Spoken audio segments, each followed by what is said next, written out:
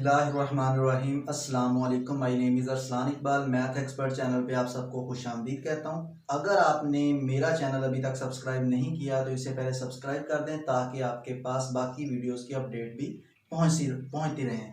तो आते हैं हम अपने लेक्चर की तरफ। तो आज के लेक्चर में हमने ये पढ़ना है कि हम इंटीग्रेशन में पार्शियल फ्रैक्शन को किस तरह इन्वॉल्व करते हैं। जैसे कि हमने इंटीग्रेशन की डिफरेंट मेथड पढ़े कि हम इंटीग्रेशन बाय पार्ट्स किस तरह करते हैं, उसकी ज़रूरत हमें क्यों पड़ती है। इस तरह हमने सब्स्टिट्यूशन वाला मेथड किया या सिंपल इंटीग्रेशन भी पढ़ी। तो आज के लेक्चर में हम ये पढ़ेंगे कि हम पार्शियल फ्रैक्शन को इंटीग्रेशन में क्यों इन्वॉल्व करते हैं, इसकी हमें क्यों ज़रूरत पड़ती है और ये किस तरह हमारे पास इस इक्वेशंस में यूज होती है। तो सबसे पहले हमें पार्शियल फ्रैक्शन के बारे में भी जानना पड़ेगा कि पार्शियल फ्रैक्शन क्या चीज होती है। तो पार्शियल फ्रैक्शन हमारे पास एक ऐसा मेथड है जिसमें हम एक वैल्यू को जो डिवाइड में दी होती है, फ्रैक्शन की फॉर्म में दी होती है, उसको डिफरेंट पार्ट्स में चेंज कर देते हैं। जैसे कि हमारे पास जब इंटीग्रेशन किसी क्वेश्चन को करते हैं तो इंटीग्रेट करने के लिए वो क्वेश्चन काफी डिफिकल्ट होता है, तो उसको हम क्या करते हैं, छोटे छोटे पार्ट्स में चेंज कर देते हैं। तो जिस मेथड से हम उसे चेंज करते हैं उसे हम पार्शियल फ्रैक्शन कहते हैं। तो पार्शियल फ्रैक्शन हमारे पास दो टाइप्स की होती है, एक हमारे पास इम्प्रॉपर और एक हमारे पास प्रॉपर पार्शियल फ्रैक्शन होती है। तो याद रखना, जब भी हम किसी क्वेश्चंस को सॉल्व करेंगे तो सबसे पहले हमारे पास वो प्रॉपर पार्शियल फ्रैक्शन होनी चाहिए, यानी कि प्रॉपर फ्रैक्शन होगी तब हम उसको सॉल्व कर सकते हैं, नहीं तो हम उसे सॉल्व नहीं कर सकते। अब प्रॉपर फ्रैक्शन कौन सी होती है, इम्प्रॉपर फ्रैक्शन कौन सी होती है। हम जानते हैं कि जो फ्रैक्शन में हमारे पास ऊपर वाली वैल्यू होती है उसे हम डिनोमिनेटर कहते हैं और जो नीचे वाली वैल्यू होती है उसे हम डिनोमिनेटर कहते हैं। याद रखना, जहां पे डिनोमिनेटर की पावर हमारे पास ऊपर वाली वैल्यू यानी कि डिनोमिनेटर से हमारे पास पावर ज्यादा होगी तो उसे हम प्रॉपर फ्रैक्शन कहेंगे। अगर हमारे पास पावर इक्वल हो जाती है, जैसे कि देखें इक्वल भी हो सकती है और वेरिएबल जो हम यूज कर रहे हैं, नीचे वाली वैल्यू का वेरिएबल की हाईएस्ट पावर और ऊपर वाली वेरिएबल की हाईएस्ट पावर, अगर तो ऊपर ज्यादा है या दोनों की पावर इक्वल है तो हम उसे इम्प्रॉपर फ्रैक्शन कहते हैं। उसको पहले हम प्रॉपर फ्रैक्शन में चेंज करेंगे फिर हम उसकी पार्शियल फ्रैक्शन करेंगे। अगर पावर नीचे ज्यादा है, जैसे इसमें देखें x जब मल्टीप्लाई होगा तो x रेज़ टू पावर 4, ऊपर x की पावर 0 है, नीचे ज्यादा है, ये हमारे पास पहले से ही प्रॉपर फ्रैक्शन है। तो इस तरह क्वेश्चन को सॉल्व करने के लिए पहले हम उसे चेक करेंगे वो हमारे पास प्रॉपर है या इम्प्रॉपर है। तो हम आते हैं अपनी डेफिनेशन की तरफ। वो कहता है if p of x and q of x are polynomial function and the denominator q of x is not equal to 0, नीचे वाली value is not equal to 0 होनी चाहिए। क्यों? क्योंकि अगर नीचे 0 हो गई तो हमारे पास फंक्शन ही अनडिफाइन हो जाएगा। आगे वो कहता है in the rational fraction p of x divided by q of x, क्या आपके पास रैशनल कौन से होती हैं वैल्यूज जिनको p बाई q की फॉर्म में लिखा जाता है। आगे कहता है can be factorised into linear and quadratic function, मतलब कि हमारे पास लीनियर फंक्शन कौन से होते हैं जिसमें x की पावर 1 होती है, और क्वाड्रेटिक इक्वेशंस कौन सी हमने पढ़ी थी जिसमें वेरिएबल की हाईएस्ट पावर 2 होती है, उसे हम क्वाड्रेटिक इक्वेशन बोलते थे।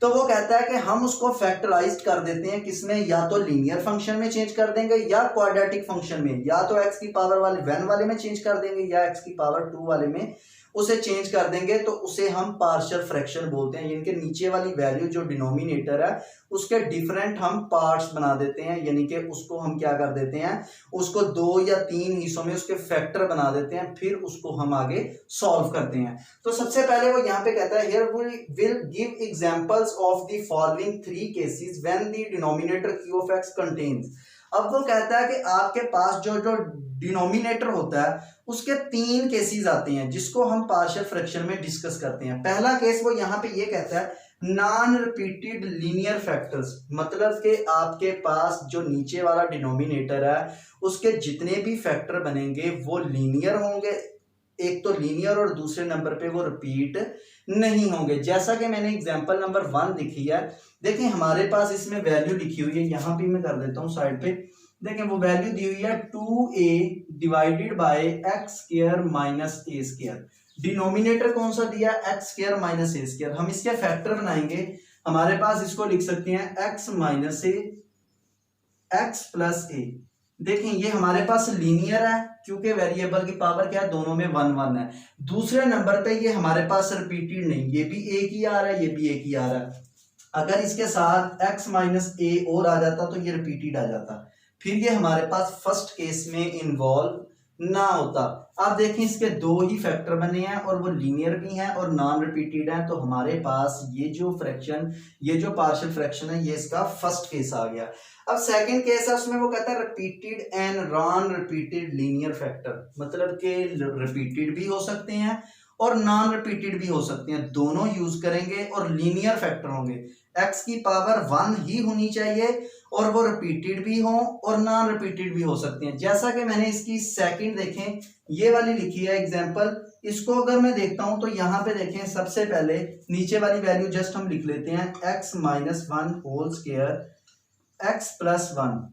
इसके हम फैक्टर बनाएं तो एक हमारे पास x माइनस 1, फिर x माइनस 1, फिर x प्लस 1, इस तरह हम लिख सकते हैं। अब देखें 1 2 3, ये तीनों लीनियर हैं फैक्टर और दूसरे नंबर पे रिपीटेड भी आ गए कि ये भी और ये भी, ये दोनों सेम है तो ये रिपीट हो रहे हैं, ये हमारे पास सेकंड केस आ जाता है।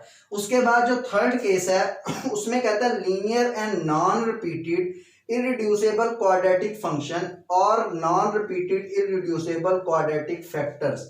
मतलब कि वो ये कहता है कि आपके पास लीनियर भी हो सकते हैं, रिपीटेड भी हो सकते हैं, नॉन रिपीटेड भी हो सकते हैं और क्वाड्रेटिक फैक्टर भी बन सकते हैं। मतलब कि यहाँ पे x की पावर 1 थी, यहाँ पे x की पावर 1 थी, लीनियर थे, यहाँ पे भी x की पावर 1, यहाँ पे भी 1, यहाँ पे भी 1, ये भी लीनियर है। उसके बाद एक ऐसे फंक्शन भी होते हैं जो क्वाड्रेटिक होते हैं, जिनकी आगे फैक्टराइजेशन नहीं होती, तो जिसकी में x की पावर क्या होती है 2 होती है, उसकी मैंने एग्जांपल लिखी है ये वाली। इसको यहाँ पे मैं सॉल्व करता हूँ तो देखें, यहाँ पे बता देता हूँ।